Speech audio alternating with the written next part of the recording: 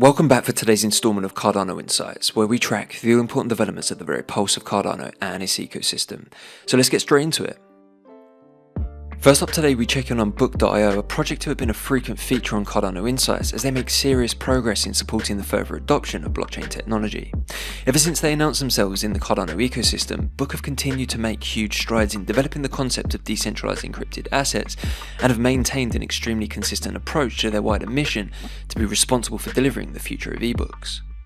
Over the last few months, we've seen some pretty sizable developments coming out of this project, securing investments with Ingram Content Group, the world's leading book distributor, BDMI, a subsidiary of the global media company Bertelsmann, and the collaboration with New York Times bestselling author Joseph Nassis, all of which we've covered in some detail on this channel. Since the release of their first NFT book, the Gutenberg Bible, they've been steadily pumping out book releases with sellout mint after mint and have contributed greatly to sizable trading volumes on the secondary NFT marketplace, which just continues to grow from strength to strength. It's fair to say the Cardano community is very much gravitated towards this innovative approach to book publishing, digital ownership and author royalties, which has already gone a long way in bridging the gap between the worlds of Web 2 and 3, connecting both the ebook and NFT space as one. Now, you may recall from previous coverage, in November we were expecting a third big announcement which, according to Book, is equal to, if not even more impactful than the previous two.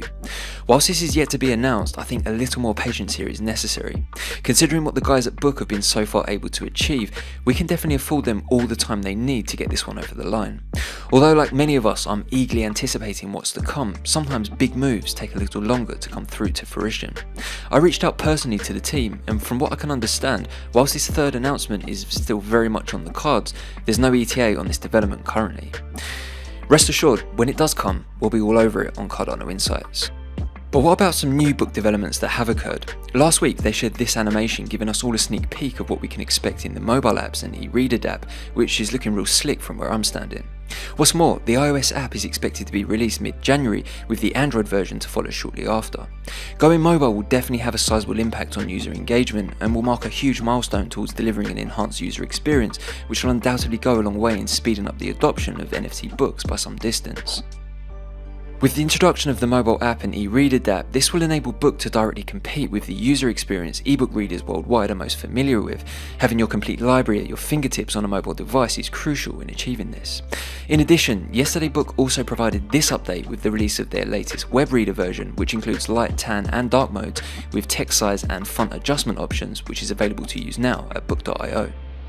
Now, I've said this on many occasions, when we think about the real-world utility that's being delivered through decentralized encrypted assets and the progress this team has made in such a short period of time, Book is showing all the signs of becoming a true blue-chip Cardano project whose ability to reach a mass audience, onboard new users to the blockchain space, and potential to revolutionize the ebook industry as a whole is becoming more and more evident as the weeks and months roll by.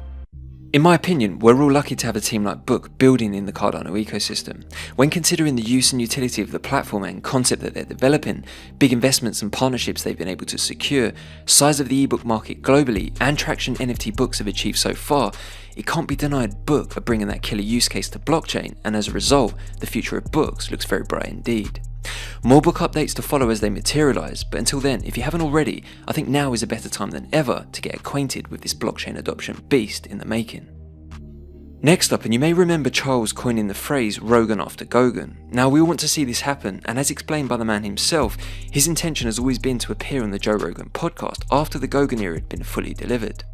Charles also explained having very good reason for the timing behind this highly anticipated appearance, to maximise the return in placing Cardano in front of a global mainstream audience that the Joe Rogan platform offers.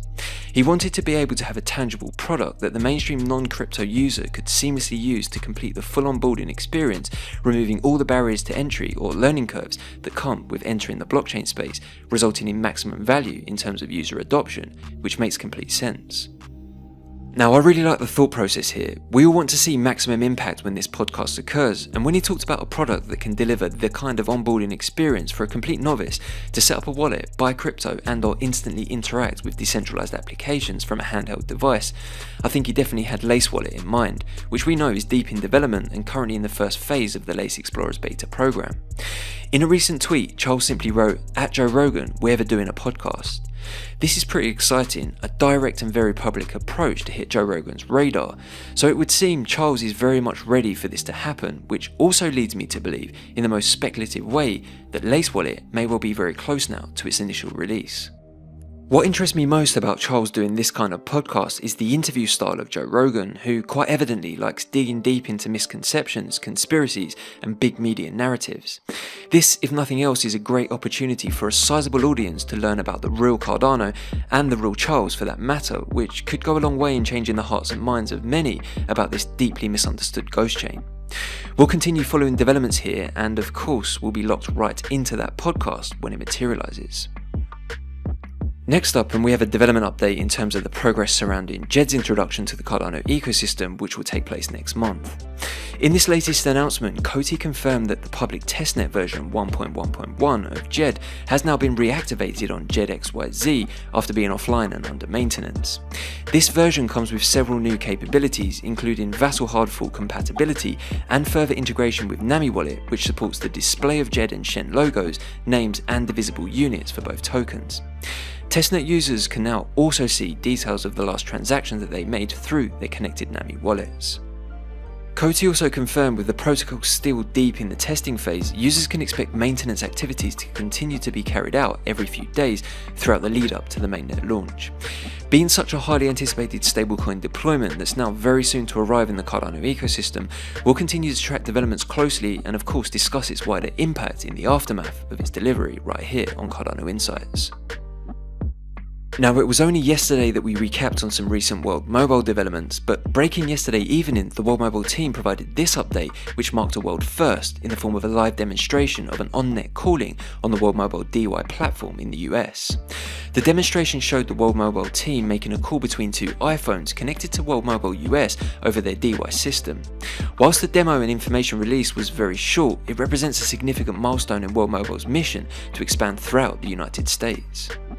But what specifically makes this development so significant? Well, Chief Architect James Tagg explained that while calls and texts are services we will use every day, most new carriers shy away from offering on-net calls for a number of reasons, namely because of complex number porting requirements and a need to carry emergency calls.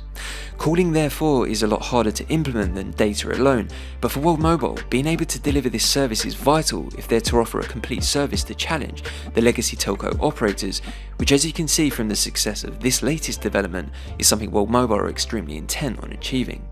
This test demonstration was carried out in California, and the team are now heading to Wyoming for the next round of CBRS testing.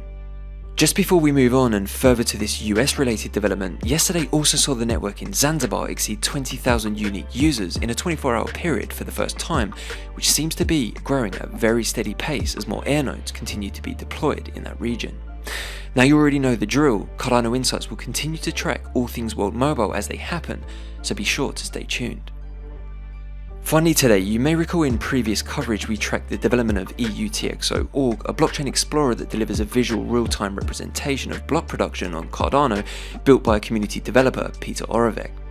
We followed the development of this project from the very beginning in its most basic form, so I thought, in light of this latest release that has delivered some real cool features, we'd take a quick look at what eUTxO org now offers.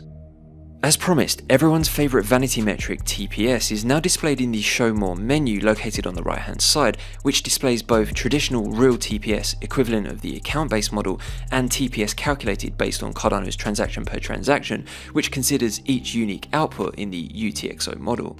So next time you're told that Cardano struggles to deliver one TPS, send them over to eUTxO org for some much needed visual education. The menu also enables you to cycle through and extract more information from the contents of each block, for example regarding ADA transactions, NFTs, native tokens, and other, which I believe contains various submitted orders. The interface has also become highly interactive. You can drag, drop, and move around the blocks and singular NFTs or tokens. The Explorer now also allows you to activate Zen mode, full screen, take a screenshot, and use this option to highlight UTXOs, which displays intra-wallet transactions in red and outputs to new UTXO addresses in green. When a new block arrives, you have the option to pause if you're still in the process of studying that block, or hit show now to move swiftly on to the next. The settings cog in the bottom right corner enables you to toggle between light or dark mode, block and token view types, visual preferences, display currency, and set a time period for when reading details of items that you've clicked on to ensure it doesn't skip even if the new block arrives. But probably the update I like most is that now all transactions, NFTs and tokens are clickable, revealing either the transaction information, NFT image, price, details and/or specific token information as seen here. Whilst this is fun and serves as an excellent screensaver, eUTxO.org is a brilliant piece of development that really brings to life block production in the eUTxO model. This tool provides extremely granular detail relating to the transactions occurring on chain and is a great educational tool for those interested to learn more about and grasp the concept of block production on the Cardano blockchain. So if you haven't checked it out already, go explore eUTxO.org for yourself, linked in the description below. So that's it for today's installment of Cardano Insights as we keep track of the developments and continue to spread those positive Cardano vibes. If you found value in the content and want to help Sapien fit as many new subscribers in just one video transaction, then please be sure to comment, share, like, subscribe and hit that notification bell, which is the best way you can help support the channel. We'll be back soon with your daily roundups, but until then, thanks for watching, have a great day, and as always, keep it Cardano.